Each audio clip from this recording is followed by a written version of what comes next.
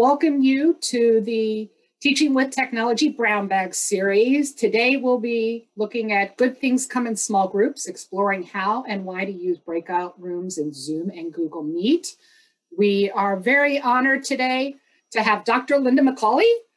She has joined the USIS team right in the middle of COVID last year, has over 25 years of teaching experience, had lots of fun with Zoom in her previous worlds, and really is a great presenter. So I'm going to turn it over to her today. She's going to do some housekeeping with us. And please note that we are recording this so that people who cannot make it will be able to watch it. This recording will be available probably in about a week to 10 days through Panopto. So Dr. McCauley, take it away. Thank you very much. Before we dive into our topic today of our breakout rooms in Zoom and Google Meet, I do want to make sure everybody is aware that in order for me to share the menus that are part of Zoom that I'm actually demoing for you today and how to use the tool, I have to share my entire desktop, which is why you see everybody's video on the left side of the screen as well as the presentation. Once we're done with the live demo, I will probably switch my share option so that you don't feel like you're seeing double, because I'm sure you also see those video pods on your own instance of Zoom. So just as a heads up, that's why it looks the way it does currently.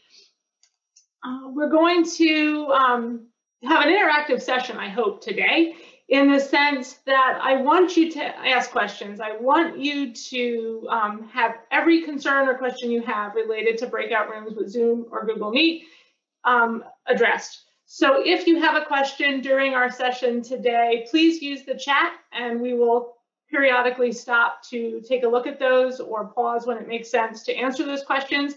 And certainly at the end, we will address questions during some Q&A at the end of the session. While we are presenting, we do appreciate everyone staying on mute so that we don't have any audio feedback. And if you need to interrupt us, by all means, use the raised hand button that is available under the participant panel in Zoom to give us a little alert that you need to speak so that we can address your concern. And if you are working on other things or have other activities going on at your location that might be distracting to others on video, we do ask that you turn off your video if you are multitasking or have other activity around you so that the recording is of better fidelity for others later on. So what are we going to talk about today? I'm hopeful that at the end of the session, you will be able to locate and configure Zoom and Google Meet breakout room settings, start and end Zoom and Google Meet breakout rooms, manage them, and understand the differences between the two tools' breakout room features, because there are some slight differences. And most importantly, I'm hoping today we can brainstorm some ways that you are using or would like to use these breakout room features in your own teaching. So let's go ahead and get started. So first off, we're going to look at Zoom. And to log into Zoom, you have two options. One is the website address that you see on the screen. If you go into the Zoom that way, you are using the web-based version, and you will click sign in like you see here on the screenshot. If you would like to use the app, it should be installed on all of your USIS computers. And if you search for Zoom in the search bar on Windows, you will find the Zoom app and you log in the same way with your USIS credentials, single sign-on to use the app version of the tool. And for today, we're going to do some live demo of this so that you can see some of these menus and things to know how to use the tool. So I'm going to actually escape out of my presentation and share my Zoom window better so that you see that front and center. And we're going to take a look at how to configure various settings that you have in the tool. So let me get the right tab. Once you've logged into Zoom, you'll see that there are settings that you should consider reviewing before you decide to use breakout rooms, because they may not be turned on by default. So if you click the Settings tab in the left navigation, you can quickly jump to the section where breakout rooms live, or you can go ahead and review and scroll through all of the settings and make sure everything's the way you want it before you go. But I'm going to jump right to the section where I know breakout rooms live, which is in Meeting Basic. And if you look through the list, I'm going to scroll slowly so that we get to that section.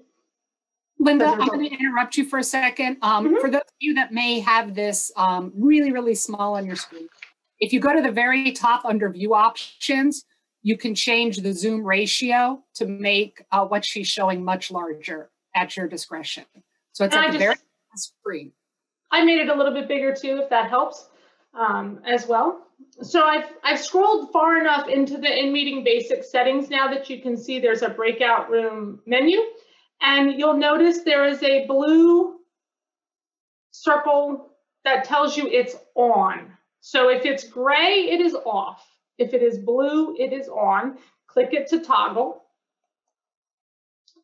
And you may also want to check the box to allow the host to assign participants to breakout rooms when scheduling. If you know your students and you know their email addresses and you want to create these breakout rooms in advance of your session, checking that box is a really good idea, because then during the meeting scheduling process, you can put their email addresses in and which group you want them to be part of, so that once the session begins, you're not scrambling, dragging and moving names into the right group. So if you're in a situation where you know who's going to be attending and you can do that in advance, I highly recommend that. So I always check that box in my settings so that whenever I decide I want to use it, it's available to me. So that's the first part. Make sure you have breakout rooms enabled, otherwise they will not be available to you in the session.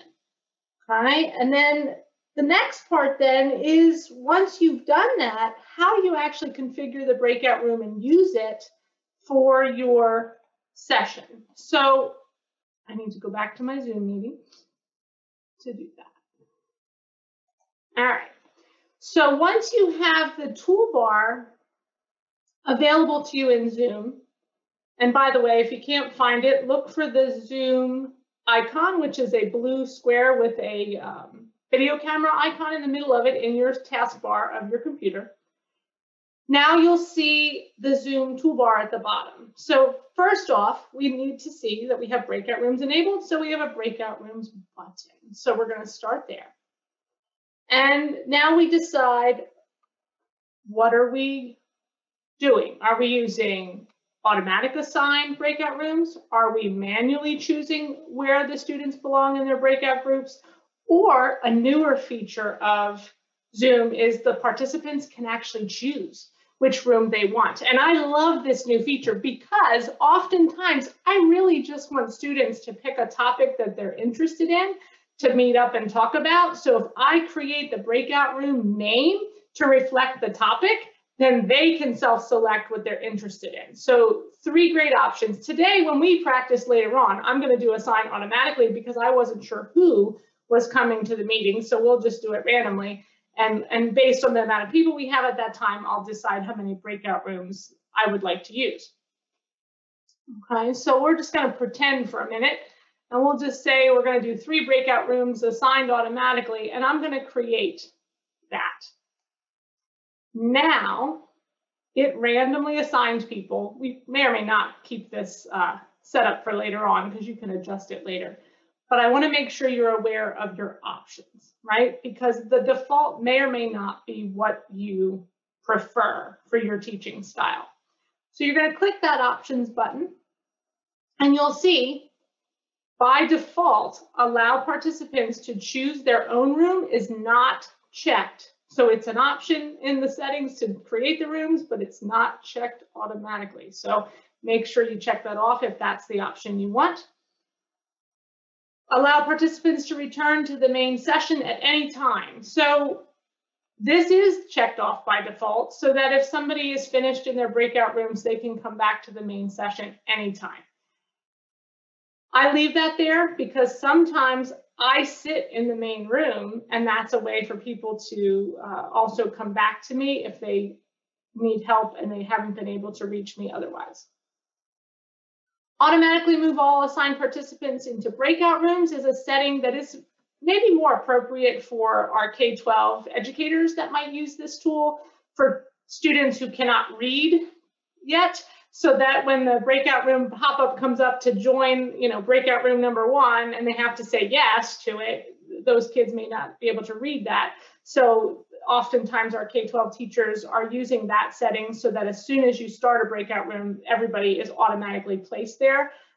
In higher education, I don't necessarily think that's important, so I would leave that unchecked and let the students control when they join the session. The next button, the breakout rooms close automatically after so many minutes. You could choose to set, if you're concerned you're going to lose track of time and take too long with a breakout room session, you can set it to be a certain amount of time so that everyone has to come back and not get off track. And then the last part, by default, once you close breakout rooms, the participants have 60 seconds before they are forced back to the main room. You can change that timer to be less or more if you wish, but I do recommend leaving some time there so that they get that little pop-up box that says you're going to be brought back to the main room in a certain number of seconds, so that they can close up their conversation and their discussion before they're just immediately yanked back into the main session. So those are important options to consider every time you use breakout rooms in Zoom, to make sure they're set the way you would prefer them to work for your session. We have our first question that just came in. Can an assigned co-host set up breakout rooms, or just the host? So that's a really good question. As far as functionality, it is only the host who can do the actual manipulation of the breakout rooms. So I do recommend if you have multiple people who are in the session together that may need to manage, you decide in advance who's actually doing that work so that everybody can jump around as you expect. And if you have multiple co-hosts that you want to participate in the breakouts to assist your students, assign them to the room. Okay. When you are done with all your settings, you can go ahead then, and when you're ready to open all the rooms, you can click the button to open all rooms. I'm not actually going to do that right now because that would make us all get a prompt to go into a breakout room. So we'll use that a little bit later on. But that's how you would then open up all the rooms for people to participate. And so once you do that, a couple quick things. Make sure before you click that button that you have given your students their instructions. Make sure they know what they're supposed to do, because the moment you click that button, they're going to get a pop-up box that says, do you want to join breakout room 1? And they're going to click the button and off they go to that room. And then they might be sitting there, oh, okay, now what am I supposed to do, right? So be careful, don't click too soon. Make sure you've given the clear directions to your students. Make sure you've asked the entire group, do they have any overarching questions before you set them off into multiple rooms, because the biggest difference in breakout rooms virtually and group work in a classroom is that when you're doing breakout rooms in Zoom or Google Meet, you only get to listen to one room at a time. But in a classroom, you can kind of gauge the buzz and the feel of the room and see people raising their hand or getting loud or silly or whatever, which you just don't get when you're on Zoom. So make sure you've given those instructions, you've clarified things, because it is beyond terrible to have to try to jump between multiple breakout rooms quickly to then give instructions to individual groups in a breakout room session. So make sure you do all of that in advance, and then use your time while the students are working in their breakout room to check in and make sure they're doing okay, or clarify things and take the pulse on how they're doing. But definitely give instructions before you go. Questions so far? So Linda, we have another question in the chat. What does it look like when students choose their own rooms? And can I rename rooms? Yes, so both in Google and Zoom, you can rename your rooms to whatever you like. So if I click over here, in Zoom, if I mouse over the room name, a rename button appears and I can call it something else. So maybe I want this one to be, maybe that one's going to be critical care. This one's going to be, well, you get the idea. I don't need to keep editing, but it could be, I don't know, I'm making up words, but maybe you have different people who want to do different topics, and they'll jump into that group. So if they use that tool where you say self-assign, when you open up the breakout rooms, the students will select which one that they want to join, and then there's a join button. So they just say, okay, I want to join critical care, click, and then off they go into the join session.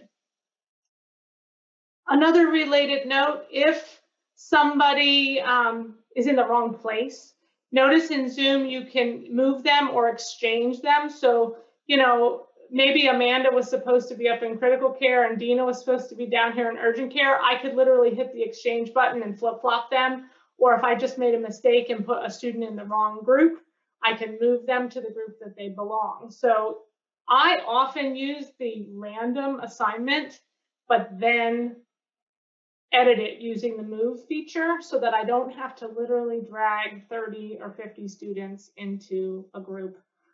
It saves a little bit of time along the way. I think I saw another question come in, so let me quick look at that. Is there a way to send a question notation to each breakout room once everyone is in there? Yes. So it's hard for me to demo this live without opening the breakout rooms. So I literally can't do it live, but I could demo it when we're later in our working groups. There is a button that you can send a message to all breakout groups all at once. So that's a great way to send a comment that, you know, time is almost up, or hey, don't forget this, or, you know, group 3 had a great question. So here's my answer for everyone because you all might benefit from this, that kind of thing. So it's a kind of a blast message to all if you want to do that as a feature during the breakout rooms being active. All right. Now, there's another big, huge piece to settings that I don't want to forget about, and that is with the newer security settings that are in Zoom as a result of the COVID pivot. Everybody knows the word Zoom bombing. And one of the features that Zoom enabled is to allow only the host to share their screen. And on the surface, that makes it appear as if sharing screens in breakout rooms is no longer available. But that is actually not true. There is just a setting you need to change in the main Zoom settings before you start breakout rooms if you want the students in breakout rooms to be able to share screen. And that is under the share screen button. So I'm mousing down there in my Zoom toolbar, and you'll see that share screen button. They make it nice and prominent in green, but next to it, there's a little caret, a little arrow. And if you check that box, you'll see by default, one participant can share at a time, multiple participants can share simultaneously, and then advanced. So first off, you're going to debate, well, should only one person be able to share or multiple people? By default, one is probably the better option unless you have students participating in an activity where they might need to be comparing and looking at each other's work at the same time. If that's the case, then you would want to switch it to multiple. And then you're going to want to go to those advanced settings because the important one to change is who can share. So change it from only host to all participants. Then when you start your breakout rooms, participants have screen sharing rights. If you forget, your students are going to ping you really fast and you're going to have to jump into their meeting room and they're going to tell you they can't share, and you're going to have to stop the session, change the setting, and start the breakout rooms again. So I always write a note to myself of, okay, don't forget to do these things. And one of them is to check my overall breakout room options. And my second one is to change my share screen settings so that I don't forget that step as I'm preparing for my teaching session. Okay, so I'm going to take my advice and I'm going to change that so that later on when you guys are in breakout sessions, if you do decide you want to share screen, you'll be able to do so. Okay. Well, then I'm going to briefly stop this share and go back to my presentation only so that we don't have quite so much interference with so many odd things going on the screen. And I'm going to share my presentation instead. Okay, so by the way, there is a PDF version of this slide presentation that will be provided to you at the end of the session and will be posted as well with the recording so that if you want to refer back to these screenshots that you see here, you'll be able to do so easily to go through what we just demoed with Zoom live. So I'm going to quickly zip through those because those are the things we showed you. And then I'm going to switch to Google. So before I leave Zoom configuration, any questions about Zoom before we look at how Google Meet compares? Okay. As we continue, if something comes up, by all means, feel free to use the chat to ask those questions. So for Google, we all pretty much are always in our Gmail. So Google Meet used to be called Google Hangouts, is always there. It's in the lower left side of the screen where you see the Meet tab, and you can start a new meeting right from there, or you can look at all your meetings that are scheduled. Or what's frankly really awesome is that anytime you put something on your calendar for Google, it automatically comes with a Google Meet link. So you can click it right from your calendar.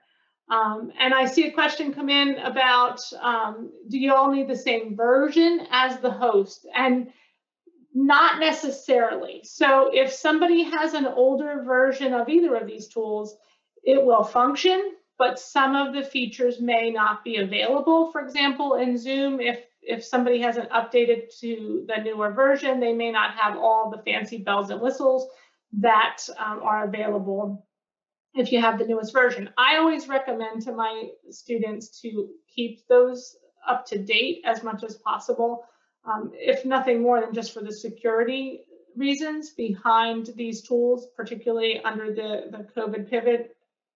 We definitely have seen a need for those security enhancements. So if they haven't updated their tool in a while, I encourage them to do so to make sure that they are completely secure as we are working with these tools. When you want to use Google Meet breakout rooms, how you find that tool, it's in the top right of the screen when you're in a Google Meet. It looks like three shapes. It's a triangle, a square, and a circle. And underneath those tools, one of the options is the breakout rooms. So you'll click that in order to open this side panel that pops out on the side where you select how many rooms you want, how long it should last, if you want to shuffle people around.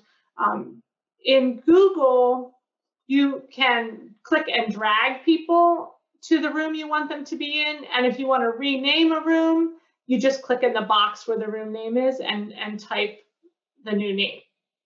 And again, just like in Zoom, when you're ready to use the breakout rooms that you might have configured in advance of that moment of the class, you just click the open room button and it opens up the breakout rooms in Google.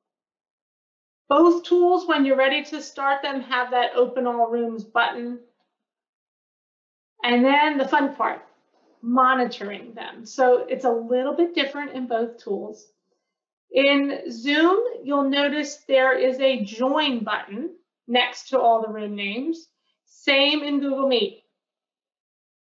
Once you want to join a group, you just click that button. It asks you, do you want to join that room? You say yes, and off you go, and you are in that room with those students. You can talk to them, you can chat with them, you can see their cameras and see whatever they're screen sharing in both tools. When you're ready to leave and jump to another room, it's not like when you're in a classroom and you can just walk across the room to the next group. You actually have to physically press the leave button, and then you can choose a new group to join.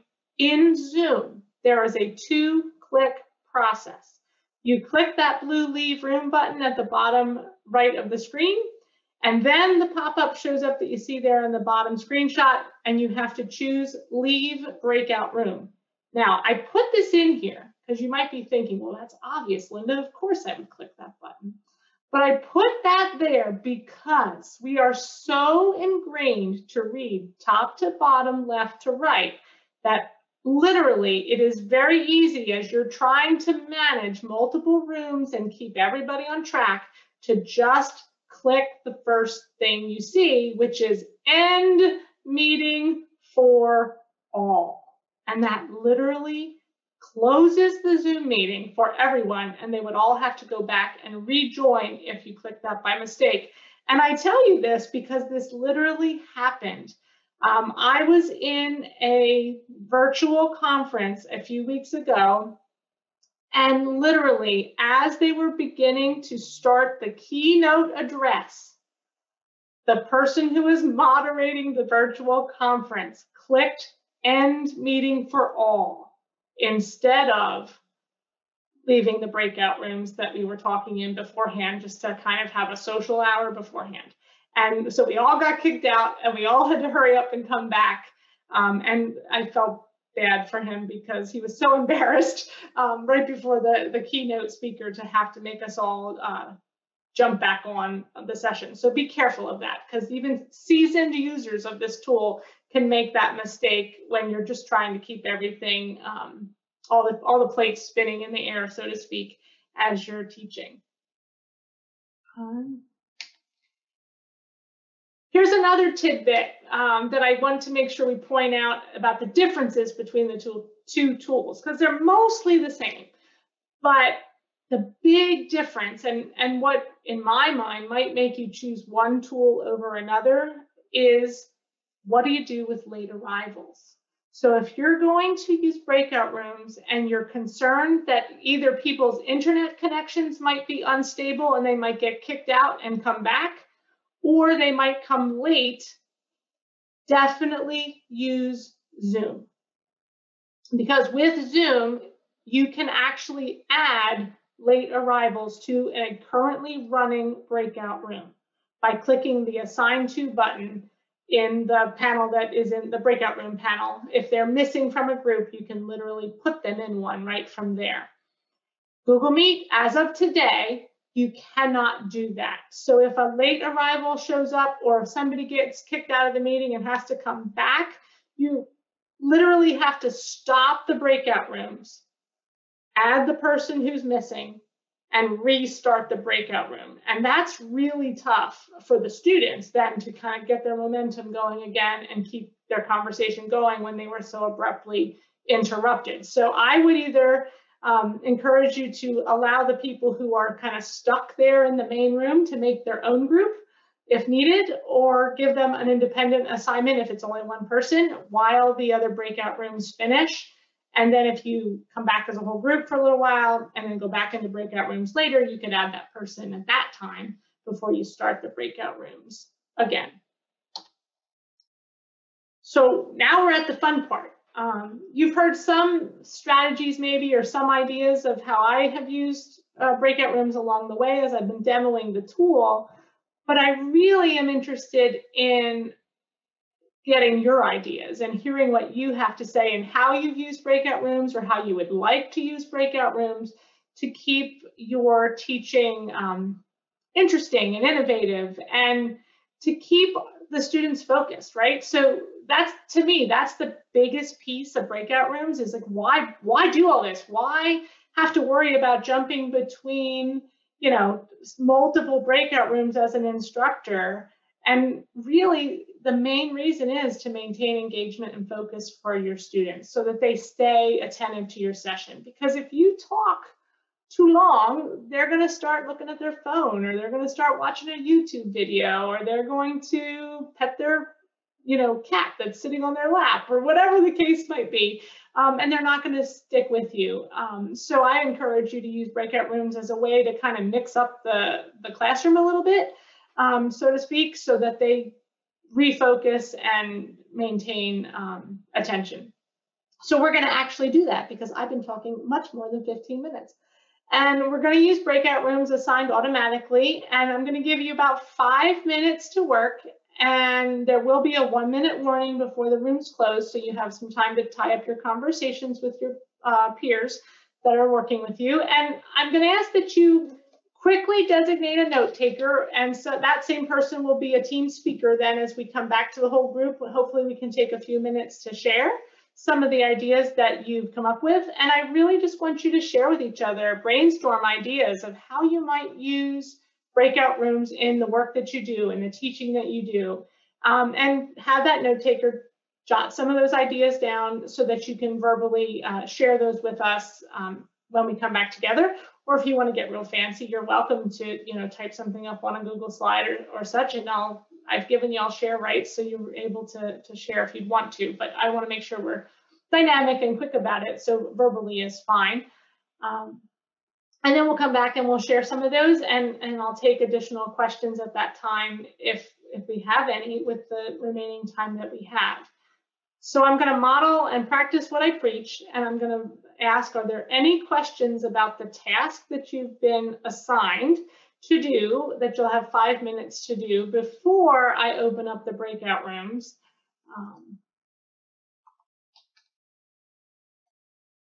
I'm quickly renaming rooms because it seems silly to call them what I called them earlier as I was demoing them.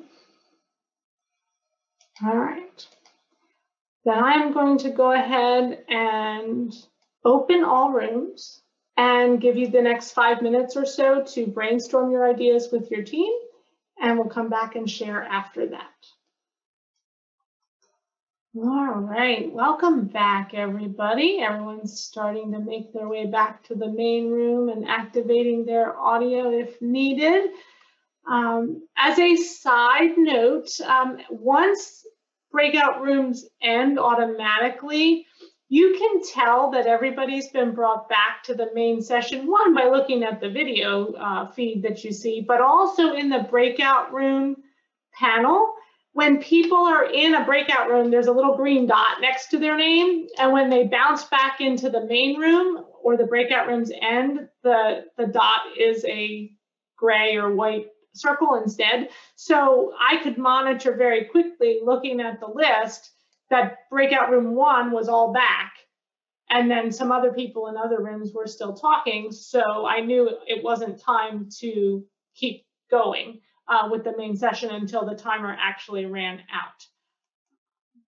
So let's do some sharing from our groups, if you're willing. So what are some ideas that you've come up with? So if you're one of the breakout room groups that is the speaker for your team, I would ask that you use the raise hand button that's under the participant list. So if you find your little Zoom toolbar and click on the participant button, you'll see there in that panel, there is a button for raise hand, so I can kind of get a sense of who wants to talk when, because there's about 20 people on this call, so I don't know that we want everybody to start talking all at once. So anybody willing to share ideas that your group came up with? All right, Katie, you're up. Okay, so one of the people in our group said that they were going to be using it next month in their faculty meeting to separate the attendees by their team role so that they could discuss things that were pertaining to that specific role.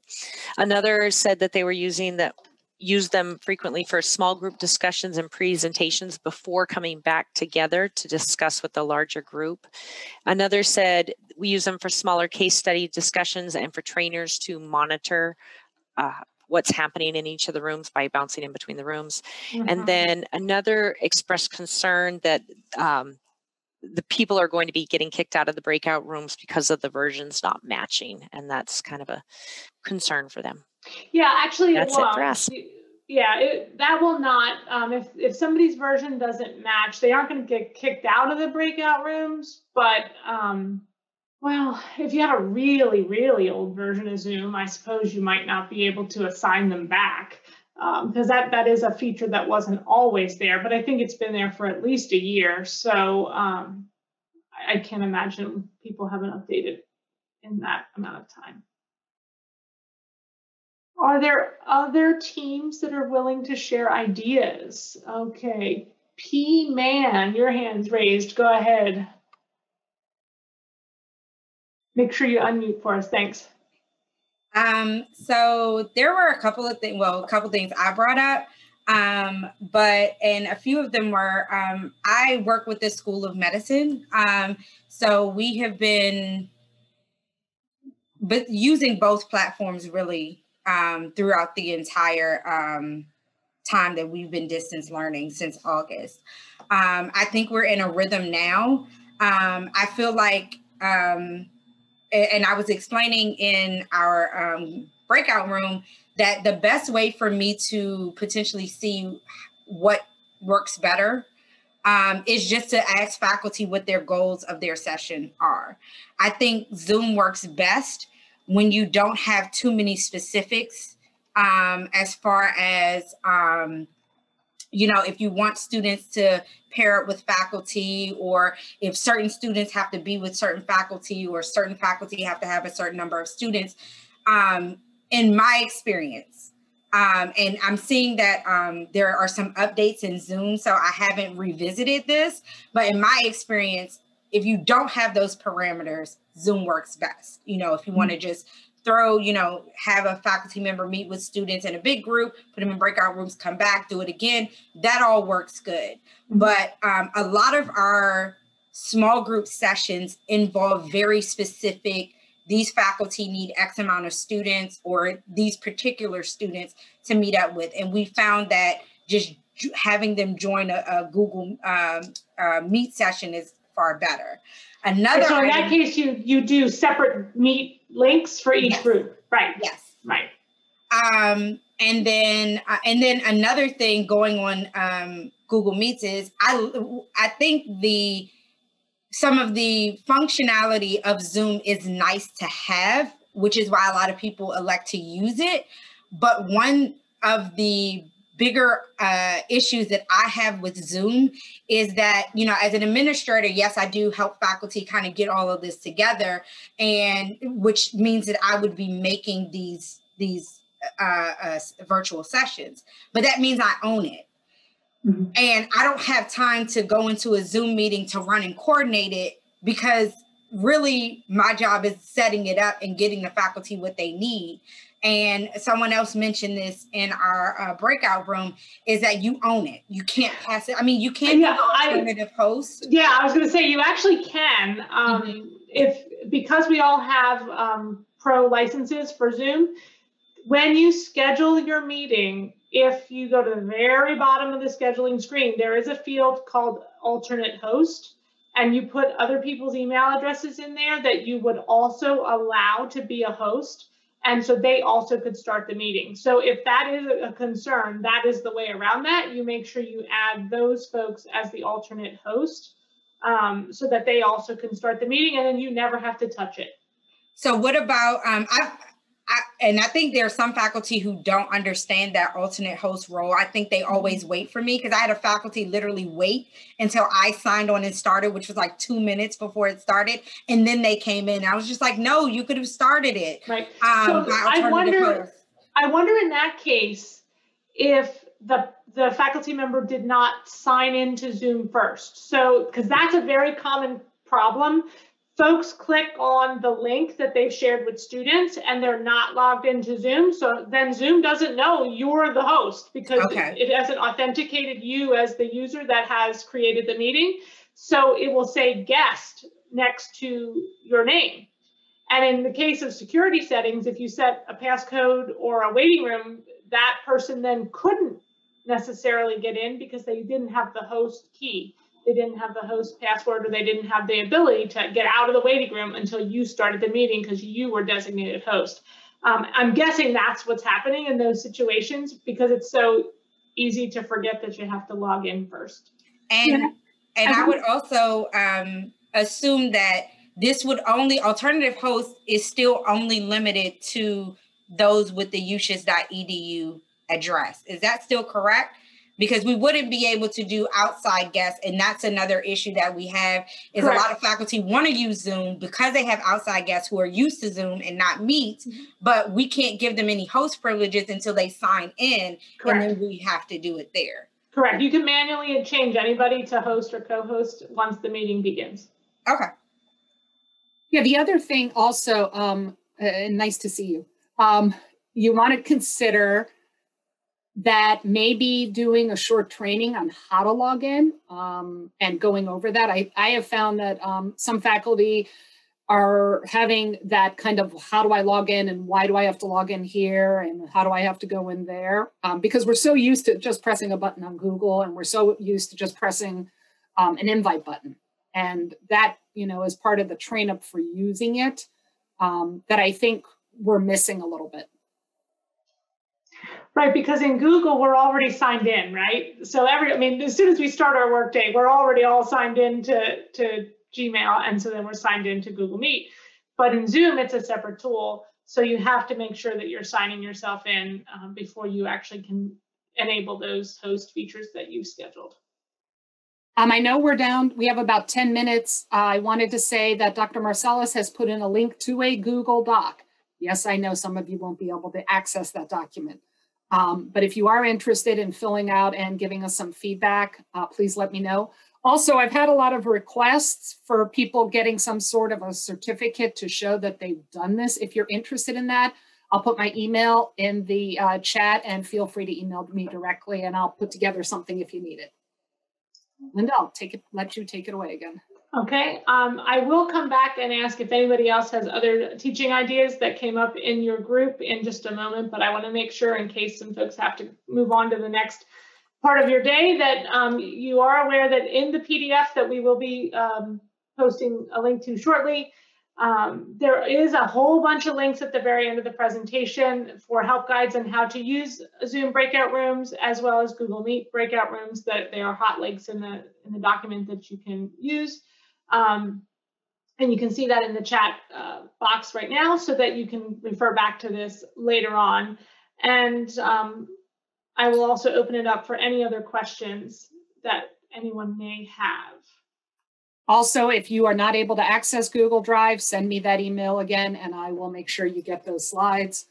I was going to say, Linda, in our group, we had one person talking, and I'm sorry, I forgot your name, talking about using it to teach, and I want to be sure that I'm saying this right. They were looking at motivational interviewing. And so the idea was having 2 students do motivational interviewing in the space. We actually brought it up to 3 so that one person could actually provide feedback to the 2 students as the interview and interviewee. And then everybody takes turn doing it maybe with a different scenario. So that's something a little different. Mm-hmm. So the recorded version of this training, this was in the chat, will be available on the ETI resource page. So Dr. Marsalis, thank you very much. She just put the link on there. All the previous recordings are available there. All right, well, I will stick around for just a few more minutes in case anyone has any other questions that you either can ask verbally or in the chat. And I'm thankful very much for everybody coming today and thinking about ways we can use the breakout room tool in our teaching in Google Meet and Zoom as well, because I do think it is a powerful tool to add some more interaction and dynamic engagement, even though we're virtual. And if you just want some help brainstorming how to use it, feel free to reach out to us. Again, just email me. I put my email in the chat, and we can schedule a time to talk to you and provide you some brainstorming support and work out the specifics. If you want to practice, feel free to let us know. The help desk is also available. We have a lot of experts at the USU help desk, so please reach out to them.